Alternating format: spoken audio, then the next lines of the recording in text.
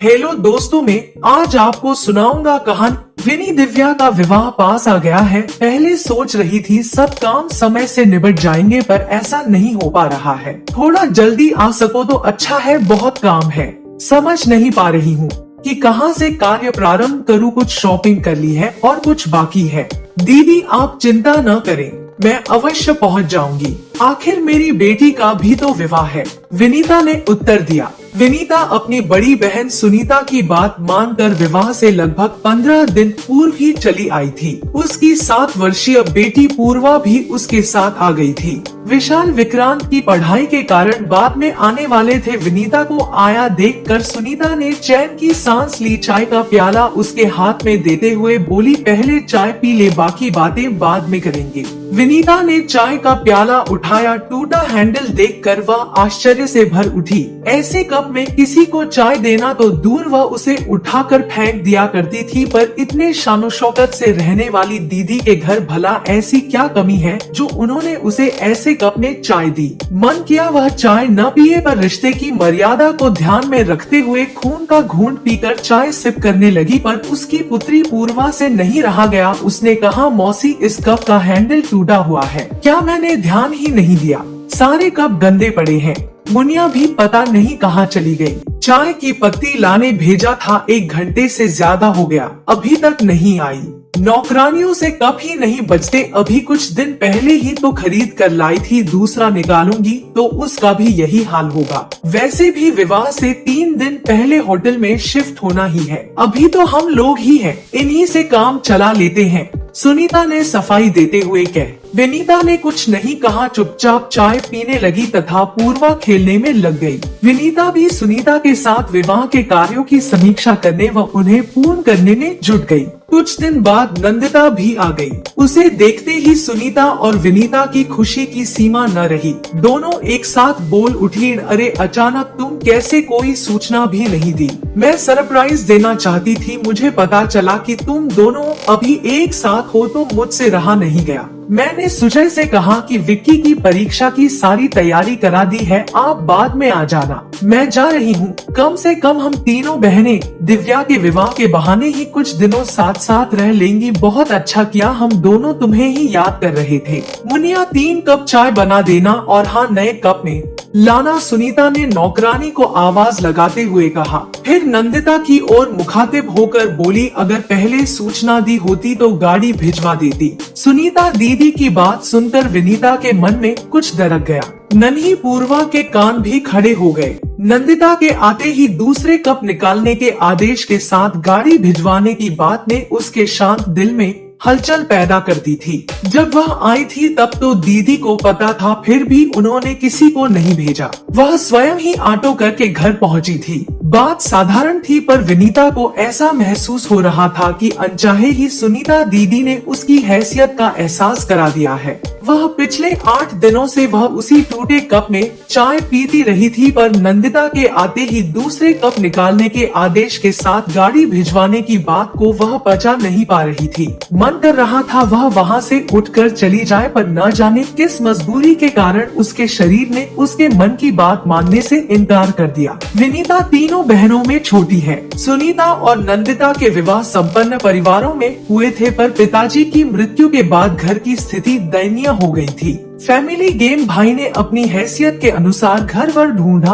और विवाह कर दिया। यद्यपि विशाल की नौकरी उसके जीजाजी की तुलना में कम थी, संपत्ति भी उनके बराबर नहीं थी, पर वह अत्यंत परिश्रमी, सुलझे हुए व स्वभाव के बहुत अच्छे इंसान हैं। उन्होंने उसे कभी किसी कमी का एहसास नहीं होने दिया था और उसने भी अपने छोटे से घर को इतने सुरुचिपूर्ण ढंग से सजा रखा है कि विशाल के सहकर्मी उससे ईर्ष्या करते हैं। स्वयं काम करने के कारण उसके घर में कहीं भी गंदगी का नामो निशान नहीं रहता था और न ही टूटे फूटे बर्तनों का जमावड़ा। यह बात अलग है कि ऐसे ही पारिवारिक आयोजन उसे चाहे अनचाहे उसकी हैसियत का एहसास करा जाते हैं, पर अपनी सगी बहन को अपने साथ ऐसा व्यवहार करते देखकर वह स्तब्ध रह गई। क्या अब नया सेट खराब नहीं होगा? हमेशा की तरह इस बार भी सुनीता व नंदिता गप मारने लग जाती और विनीता काम में लगी रहती थी। अगर वह समय निकाल कर उनके पास बैठती तो थोड़ी ही देर बाद कोई काम आने पर उसे ही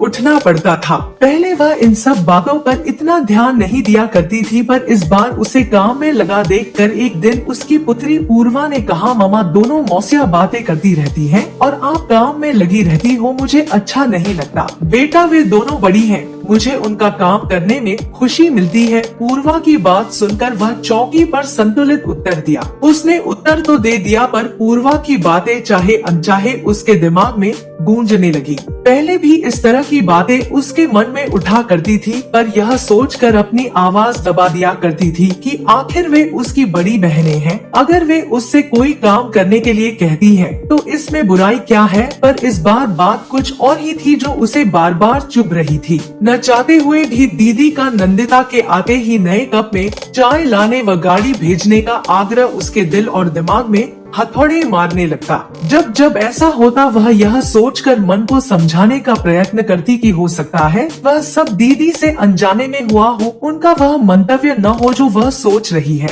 आखिर वह उनकी छोटी बहन है, वे उसके साथ भेदभाव क्यों करेंगी। सच तो यह है कि दीदी का उस पर अत्यंत ही विश्वास है, तभी तो अपनी सहायता के लिए दीदी ने उसे ही बुलाया। उनका उसके बिना कोई काम नहीं हो पाता है, चाहे वह दुल्हन की ड्रेस की पैकिंग हो या बक्से को अरेंज करना हो, चाहे मिठाई के डब्बे रखने की व्यवस्था करनी हो, और तो और विवाह के समय काम आने वाली सारी सामग्री की जिम्मेदारी भी उसी पर थी। दिव्या भी अक्सर उससे ही आकर सलाह लेते हुए पूछती, मौसी इस ड्रेस के साथ कौन सी ज्वेलरी पहनूंगी, या ये चूड़ियां पर्स और सैंडल मैच कर रही हैं या नहीं। विवाह की लगभग आधी से अधिक शॉपिंग तो दिव्या ने उसके साथ ही जाकर की थी। वह कहती, मौसी आपका ड्रेस सेंस बहुत अच्छा है, वरना मामा और नंदिता मौसी को तो भारी भरकम कपड़े या हैवी ज्वेलरी ही पसंद आती है। अब भला मैं उनको पहनकर ऑफिस तो जा नहीं सकती, फिर लेने से क्या फायदा। कहते हैं मन अच्छा न हो तो छोटी से छोटी बात भी बुरी लगने लग जाती है।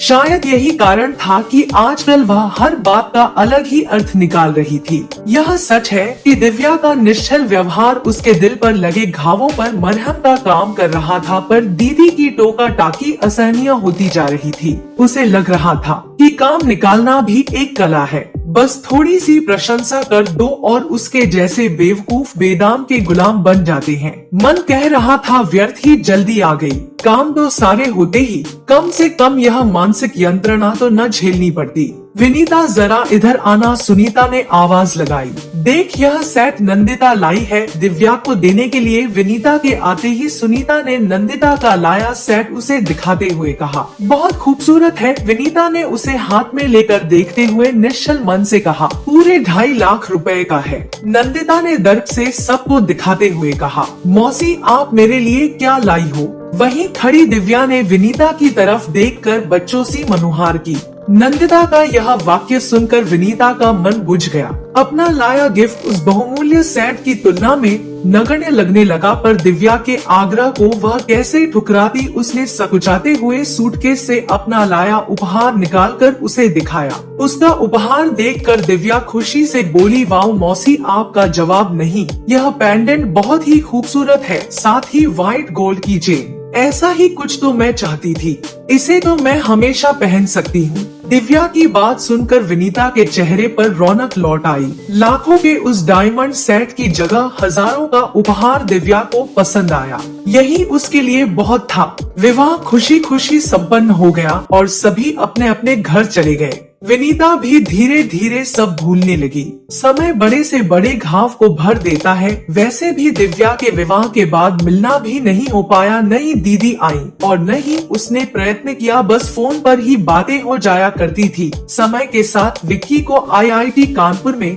दाखिला मिल गया और पूर्वा +2 में आ गई। इसके साथ ही वह मेडिकल की तैयारी कर रही थी। समय के साथ विशाल के प्रमोशन होते गए और अब वे मैनेजर बन गए हैं। एक दिन सुनीता दीदी का फोन आया कि तुम्हारे जीजाजी को वहाँ किसी प्रोजेक्ट के सिलसिले में आना है, मैं भी आ रही हूँ। बहुत दिन हो गए तुम सबसे मिले हुए। दीदी पहली बार उसके घर आ रही हैं, सो पिछली सारी बातें भूलकर उत्सुकता से विनीता उनके आने का इंतजार करने के साथ तैयारियां भी करने लगी। सोने के कमरे को उनके अनुसार सेट कर लिया और दीदी की पसंद की खस्ता कचौड़ी बना ली और रसगुल्ले मंगा लिए। खाने में जीजाजी की पसंद का मलाई कोफ्ता व पनीर भुर्जी भी बना ली थी। उसने दीदी जीजाजी की खातिरदारी का पूरा इंतजाम कर रखा था, पर न जाने क्यों पूर्वा को उसका इतना उत्साह पसंद नहीं आ रहा था। जीजाजी दीदी को ड्रॉप कर यह कहते हुए चले गए, मुझे देर हो रही है विनीता, मैं निकलता हूँ,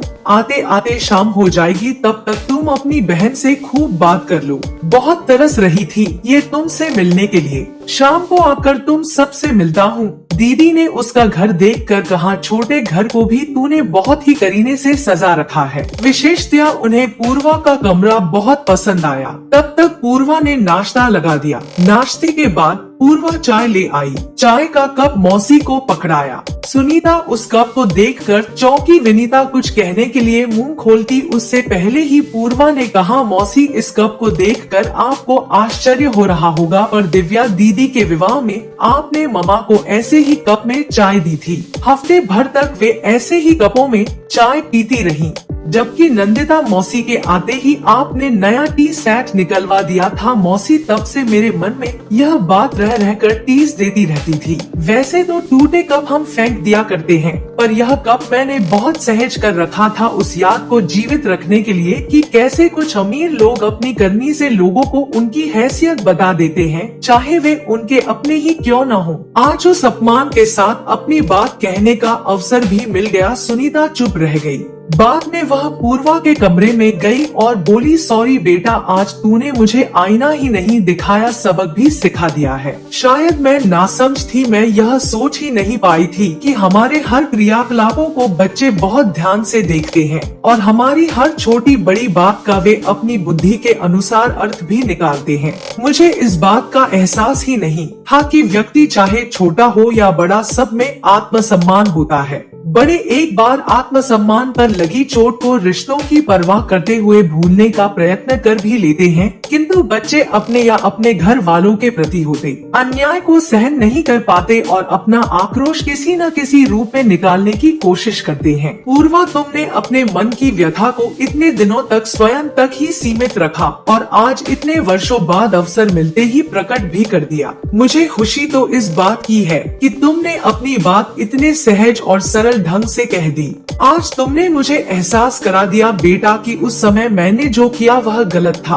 एक बार फिर से सॉरी बेटा कहते हुए उन्होंने पूर्वा को गले से लगा लिया। जहां सुनीता अपने पिछले व्यवहार पर शर्मिंदा थी, वहीं विनीता पूर्वा के कटु वचनों को सुनकर उसे डांटना चाहकर भी नहीं डांट पा रही थी। संतोष था तो सिर्फ इतना कि दीदी ने अपना बड़पन दिखाते हुए अपनी गलती मान ली थी। सच तो यह था कि आज उसके दिल से भी वर्षों पुराना बोझ उतर गया था। आखिर आत्मसम्मान तो हर एक में होता है। उस पर लगी चोट व्यक्ति के दिन का चैन और रात की नींद चुरा लेती है। शायद उसकी पुत्री के साथ भी ऐसा ही हुआ था।